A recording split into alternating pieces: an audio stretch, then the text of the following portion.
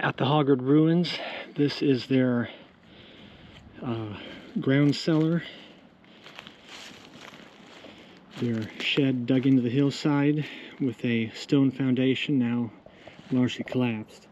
Single door downstream side, and almost always this had a wood frame superstructure, so you have an upper room also as a storage shed. This was their refrigerator. And down here is the stream. I propose to call it Hoggard Run. Run is the Virginia dialect for a stream, and there's a few old-growth trees, not old-growth, but open-grown trees down in there. So if we pan uphill, this is the Hoggard house ruins, and vandals have pushed over some of the wall, and then someone stacked a little bit of it back up, but your usual vandalism from a overused park, I suppose. In the center is probably the ruins of a collapsed chimney, and right at the corner here was a well. Who knows what treasures might be down in the bottom of it. A little too close to this foundation, so I presume this is a porch. A little addition foundation here that's closest to the trail, well, downhill side.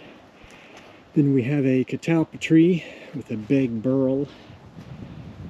Burl, B-U-R-L, is related to the word bowl, because you can take a burl, hollow it out, make a nice, tough bowl out of it.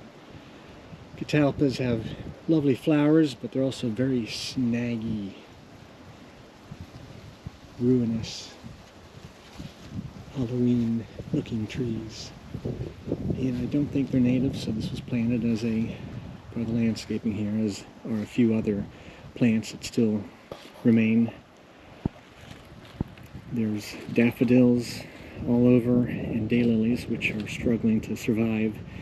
They can't even flower here in the forest, which wasn't a forest when they were first planted here.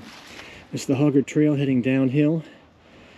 And the wet spot is I believe, farm lane that went down past the house to the stream.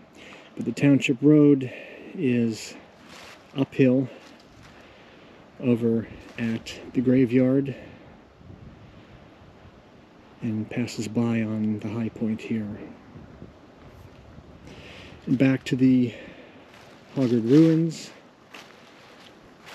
Probable chimney collapse. The wing out here on one side, right next to the trail. Decently sized house, but abandoned in the 1930s and burned or rotted to nothing except the stone foundation. Now part of a public park.